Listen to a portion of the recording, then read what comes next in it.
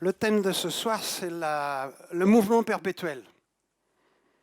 Eh ben, la vie, c'est le mouvement, hein, tout bouge. Même l'humanité n'est pas statique, elle est en constante progression.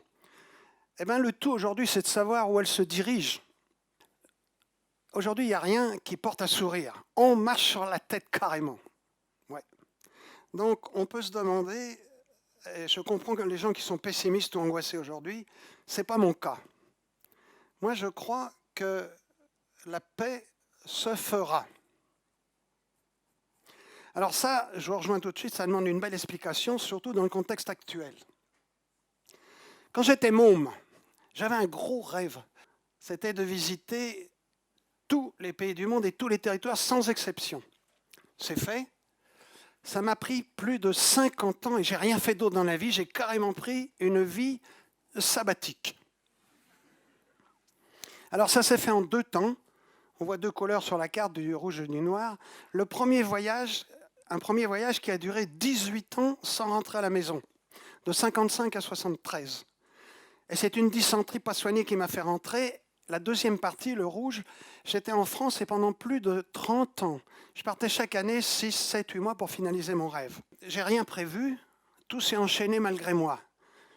Et je dois quand même avouer que ma vie, ça a été un mouvement perpétuel. Alors je suis parti à l'âge de 17 ans, en 55, et je n'ose plus parler de ces années-là aux jeunes parce qu'ils me prennent pour l'homme de Cro-Magnon. Je leur dis, on n'avait pas le téléphone à la maison. Oh, je dis, ouais, bah, pire, on n'avait pas la télé, on n'avait pas de guide de routard. En fait, à l'époque, on ne parlait pas de voyage, on reconstruisait encore le pays de la guerre. Oui, il y a un gros problème, il y a beaucoup de problèmes quand on voyage, mais il y en a un qui est important, c'est le problème de la communication. Aussi, j'ai passé les 7 premières années à apprendre des langues en faisant des petits boulots dans différents pays d'Europe. Et je dois dire que l'école hôtelière que j'ai fait avant m'a mis le pied à l'étrier. Entre l'Espagne et l'Allemagne, j'ai passé 2 ans au Congo, service militaire oblige, pour éviter la guerre d'Algérie. Je n'ai pas une vocation de passoire. Ensuite, j'abrège, après bien un tas d'histoires, j'ai atterri au Canada pour refaire de l'anglais. Et là, je me suis aperçu d'une chose que je ne savais pas. On paye plus en Amérique du Nord qu'en Europe. J'ai enfin compris que là, je pouvais économiser pour mon rêve qui était toujours derrière la tête. Et avec 3 ans d'économie à Toronto, je n'ai pas travaillé pendant les 6 ans des 18 premières années. Je n'ai pas travaillé. Et là, j'ai réalisé mon rêve en dépensant au compte-gouttes mes économies du Canada, c'est-à-dire le dollar par jour. Alors, ce dollar s'explique pour 2 raisons majeures. Il y en a une, je n'ai pas payé de transport. J'ai tout fait en stop. Voilà le travail. J'ai tout fait en stop. En tout, 400 000 kilomètres, c'est quand même la distance de la Terre à la Lune. Je n'ai jamais été à l'hôtel. Donc, le dollar servait pour payer la nourriture et les visas. Il y a un tas d'expériences, vous pensez bien. Par exemple, j'avais été vivre chez les hippies à San Francisco au temps de leur splendeur. Chez les bons à Bangkok, dans les écoles de yoga en Inde. J'ai travaillé dans un kibbutz en Israël. J'ai été vivre chez les soi-disant coupeurs de tête à Bornéo. Et j'ai même passé quelques jours chez le célèbre docteur Albert Schweitzer à Lambaréné dans son hôpital du Gabon là-bas. Alors, il faut aussi comprendre que je me suis retrouvé 7 fois en prison. Vous avez remarqué, dès que je suis rentré, j'ai l'air dangereux. Hein, ouais. J'ai failli me faire flinguer une dizaine de fois. Ben, il faut la chance. D'ailleurs, en face de vous, là, regardez bien, vous avez un miraculé. En plus, ah oui, j'ai été déporté plusieurs fois, mais j'adore. C'est gratos. Et vous êtes en train de vous demander, mais pourquoi faire tout ça? Ben, moi aussi, je me suis posé la question. En fait, je dirais pour apprendre. Mais la vraie des vraies raisons est apparue au bout d'une quinzaine d'années. Moi, je suis né avant la guerre. La deuxième. Merci. Je vois qui. Et mes premiers souvenirs de la vie, c'est la guerre. Mais pas la guerre à la télé. On n'avait pas la télé à l'époque, on avait les Boches. Il faut dire que les souvenirs de l'enfance, pour chacun de nous, c'est très important. C'est comme un sac à dos intérieur qu'on trimballe toute sa vie. Pour vous dire, par exemple, quand j'étais enfant, moi, je rêvais, je faisais un cauchemar récurrent. Je me voyais devant un peloton de la Gestapo en train de me fusiller. Pling, ça commençait fort.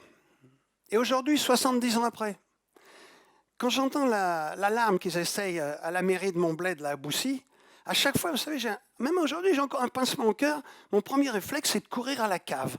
Parce que pour moi, ce bruit-là annonce les bombardements. Quand on voit la carte du voyage, là, regardez, ça zigzague dans tous les sens. C'est pas un tour du monde, ça, c'est pas un cercle. J'ai mieux appelé ça un tour des hommes. Et moi, ce que j'ai voulu faire, c'est rencontrer les hommes du monde entier pour savoir une question essentielle suite à mon enfance dans la guerre. Est-ce qu'un jour, les hommes vont être capables d'établir la paix? Alors, j'avoue que notre passé sanglant ne porte guère à y croire. En plus, on n'a jamais eu la paix, on ne peut pas l'imaginer, on ne peut pas imaginer ce qu'on ne connaît pas. Pourtant, ceux qui me disent que la paix n'est pas possible, ils ne regardent pas bien l'histoire. Regardez l'Europe. Ben, elle l'a faite. Mais c'est un miracle. Quand on regarde le passé de ce continent, dont 2 guerres mondiales. Vous êtes déjà trimballé dans la campagne, vous avez déjà vu des chenilles sur les ronces? Bah, berk, c'est pas ragoûtant. Hein. Comment imaginer le papillon qui est dedans si on ne le savait pas? Bien, ce qu'on a eu jusqu'à date, je pense, dans l'histoire de l'humanité, c'est la période chenille. Et j'avoue qu'il est très très difficile d'imaginer le beau papillon de la paix là-dedans. Mais je dis que s'il y a chenille, il y a papillon. Alors il y a une chose qui est nouvelle dans l'histoire des hommes et de l'humanité, ça vient de sortir, c'est nouveau, il n'y a plus de distance. Pour la première fois de son existence, la grande famille humaine est reliée, réunie, interdépendante. Bref, on est tous dans le même bateau. Eh bien, il va falloir en tenir compte. Alors, comment bâtir la paix? Ce n'est pas important de savoir qu'elle va se faire. Ce qui est important, c'est de savoir comment la faire. Alors, première chose, il y a 3 petits pas à faire, à mon avis. D'abord, comprendre que la Terre n'est qu'un seul pays. C'est le titre de mon premier livre. La Terre n'est qu'un seul pays. C'est fait techniquement, mais malheureusement, ce n'est pas fait dans les esprits. Deuxièmement, il faut admettre qu'il y a une seule espèce humaine. Ah oui, c'est scientifique. Hein. On est tous frères, on a tous un cœur et des sentiments. Et aussi, il faut comprendre qu'il n'y a pas 36 religions. Ça, c'est peut-être le plus important à comprendre. Qu'est-ce que c'est que la religion? En fait, d'après moi, ce n'est qu'un simple code de conduite qui a été expliqué aux hommes au cours de l'histoire par de grands éducateurs universels, les fondateurs de civilisations. Alors, c'est des gens comme Moïse, le Christ, Mahomet, Bouddha, Krishna, Zoroastre et autres. Pourquoi? Eh bien, tout simplement parce que c'est indispensable. Ce code de conduite est indispensable à l'épanouissement de l'individu, au vivre ensemble et à la préparation de la vie au-delà, pour ceux qui veulent bien y croire. Ce qu'il faut comprendre, en fait, c'est qu'il n'y a qu'un seul livre d'instruction pour tout le monde et depuis le début. Il n'y en a qu'un seul. Voilà. Mais ce livre unique, comme tous les livres, comme les miens aussi, ont beaucoup de chapitres. Donc, au fur et à mesure que l'humanité progresse, un nouveau chapitre est additionné pour les nouveaux besoins et la nouvelle compréhension. Le jour où on va comprendre ça, que c'est le même livre pour tout le monde, eh bien, je pense que les conflits de religion vont disparaître. Maintenant, savoir comment bâtir la paix. Alors, il y a une logique. Pour bâtir la paix, il faudra un homme de paix. On ne bâtit pas la maison de Noël avec des vieilles briques. Donc, il faudra donc commencer par soi-même. La recette a déjà été donnée. Elle va peut-être vous faire sourire, mais j'en vois pas d'autre. C'est aimez-vous les uns les autres. Il s'agit de l'appliquer. Mais également, il va falloir s'occuper de l'humanité au niveau collectif. Parce qu'il n'y a aucun système aujourd'hui qui réponde aux besoins du jour. Donc, c'est ça la grande découverte de mon voyage. Voilà pourquoi j'ai fait tout ça. C'est parce qu'en fait, il y a eu un plan administratif mondial pratique pour gérer la Terre comme une seule entité politique qui a été révélé au XIXe siècle en Perse. Et étonnamment, je ne veux pas jouer à Macron, mais il est en marche. Ça fonctionne. La paix a bel et bien démarré. C'est ça que j'ai vu. Mais moi, je n'ai rien à prouver. Je ne suis pas reporter, je ne suis rien du tout. Mais je l'ai vu, j'en témoigne. Alors, un tout petit mot sur ce plan. Le pouvoir ne doit plus être investi dans un seul bonhomme, comme on a fait jusqu'à date, pour éviter les abus et les dégâts que ça donnait dans le passé. Ce plan propose de mettre le pouvoir entre les mains d'une collégialité de 9 membres, pour l'instant, élus démocratiquement chaque année, qui n'ont le pouvoir que lorsqu'ils sont réunis. Et quand ils vont à la maison le soir, aucun n'a le pouvoir parce qu'il faut qu'ils soient ensemble. Vous voyez l'astuce? Et pour que ça marche, il y a 2 autres choses à appliquer qui n'ont jamais été utilisées dans l'histoire pratiquement. Il y en a un, c'est tout le monde éligible. Et l'autre, c'est propagande électorale interdite.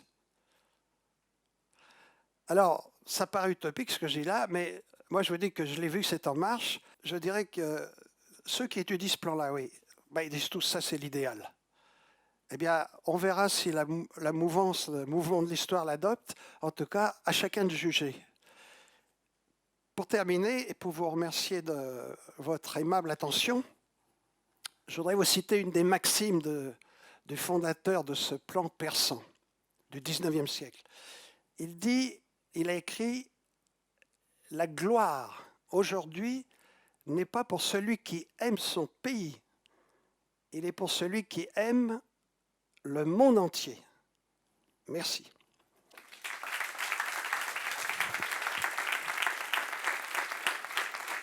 Voilà.